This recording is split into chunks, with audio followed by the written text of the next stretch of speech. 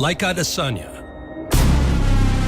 Jared Cannonier harnesses spiritual energy. Let's go. It's two dudes who are not afraid to get a little spiritual, but only one of them will have the requisite crystals in this one, as Jared, the Killer Gorilla Cannonier, tries to dethrone the champion, Israel Adesanya, in this one. And it's going to be a tall order because at 185, Izzy has been able to absolutely smoke everybody. I mean, the only close fight he was in was when he unified that 185 belt against Kelvin Gastelum, and it was one that he got that fifth round late finish. It was, or excuse me, it was the one where I went the distance and could have got a finish somehow. However, Gastelum was able to survive it, and then after that, we've actually seen Izzy get a couple finishes. Right, he was able to absolutely sleep Robert Whittaker, and then did the same thing to Costa, whereas he was able to pick up decisions against Yoel, Marvin Vettori, and then Whittaker in that rematch. So we'll see how he fares against the Killer Gorilla, who, ever since joining 185, he has finally found his groove. I mean,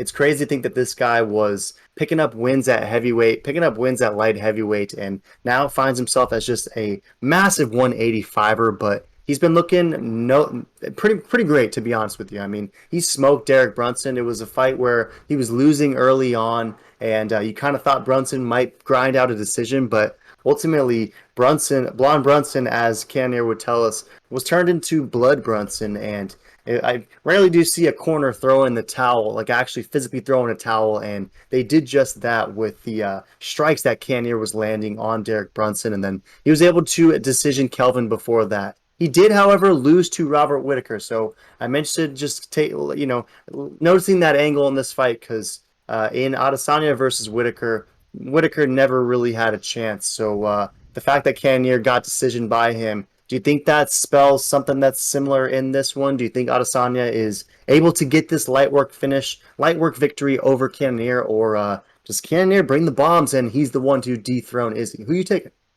Yeah, this is a great matchup, and like Izzy would say, Jared Cannonier is the dark horse of the division. People kind of sleep on him that, he's the real deal. I mean, he's only at 185. He's basically, in recent times, he's lost to only Whittaker, which no shame in that. And apparently, I would love to see that as a rematch because in the first round with a leg kick, his arm broke. So he fought that whole fight with a broken arm. So keep that in mind.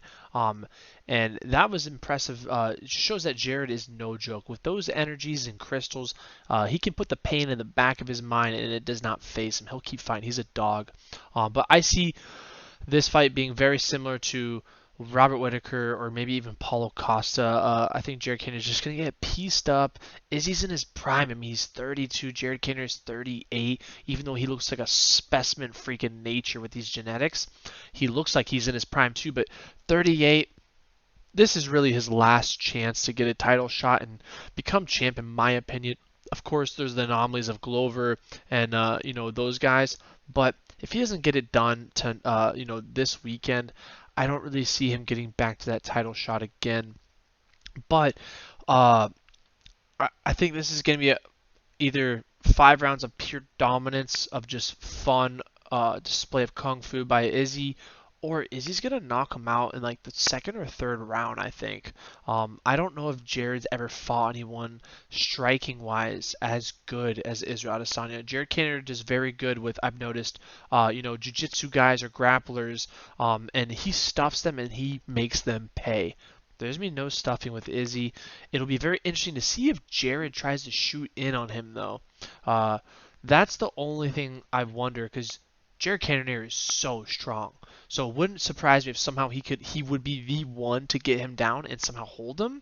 But I'm not going to hold my breath on that take. Last style Bender is going to get it done. Unanimous. Very easy light work. And it's going to be a fun display of Kung Fu. Yeah, good stuff, and that'd be a lot of fun if Cannonier tried to mix it up, right? If he was trying to clinch up, maybe take this thing to the mat. We know that Izzy's a very tough guy to hold down, at least at 185. I mean, we saw the success that Jan Blachowicz was able to have, but that was at 205. But again, this is a former 205er, former heavyweight, and he is 38. You did mention that, but the dude is an absolute brick house, right? I mean, the dude is a physical specimen. So maybe he sees the success that Jan had and tries to do something similar. Because I gotta believe that of all of Izzy's contest. This has to be the strongest guy he's faced. But again, he's also been in there against absolute juice boys in Marvin and Paulo Costa as well, and was able to absolutely smoke them. So it's going to be very tough for Cannonier to get this one done. And seems like Tapology is saying the same thing, right? 8% is rolling with the Killer Gorilla, 92% is rolling with Adesanya. The Adesanya splits are pretty even though. 50% going with the KO, 50% for the decision. If you were to play either of those, because we know Adesanya is going to be around minus 400, right? So it's typical Adesanya price. So maybe you get a little froggy with trying to predict the decision versus the KO TKO. If you had to part with your money on either of those props, if you would you go with the Adesanya KO or is the decision more likely? Honestly, I think the KO is most likely, but if the decision odds are juicy enough, I'm gonna sprinkle something on that because, uh, I mean, Cannonier's a dog, and you know, Adesanya is not against of going the decision as we've seen, so it wouldn't surprise me. That would be pretty nice. But whichever one probably has the better odds, that's probably what I'll put some money on. Yeah, I feel that, right? If it's pretty split and the KO is minus 110 and the decision is plus 140, then I'd be rolling that decision too. But in this one, man, I've been going back and forth. I've been wanting to pick Jared Cannonier so bad. I feel like he's unafraid, right? Whereas every time I watch Whitaker versus Izzy, it always seems like there's like a mental barrier that prevents Whitaker from being able to win that fight as opposed to it being just a MMA skill set thing. I feel like Cannonier is unafraid. I just don't know if he's going to have the skills required to take out Adesanya. So ultimately, although I was leaning Cannonier at some points and I want to pick him so bad, I want him to get this done. I think Adesanya is going to grind out a decision in this one. He's just going to probably win rounds, right? He's going to use that length advantage, use that reach advantage that he has. He'll, throw the right strikes at the right time, and those strikes always just seem to accumulate because every time I watch an Adesanya fight, it doesn't always seem like he's, putting an absolute beat down on guys, but then they'll show the strike counts and he outstrikes his opponent 3-1 in literally every single round. So although they aren't always the most powerful and the most I don't know the most show stopping strikes, they are always effective and they always come at the right time. So I'm gonna roll Adesanya by decision in this one, but rooting for the Killer Gorilla. Any last thoughts? No, 100% agree. And yeah, throw in the comments, guys, who you got, Killer Gorilla or Les Stylebender.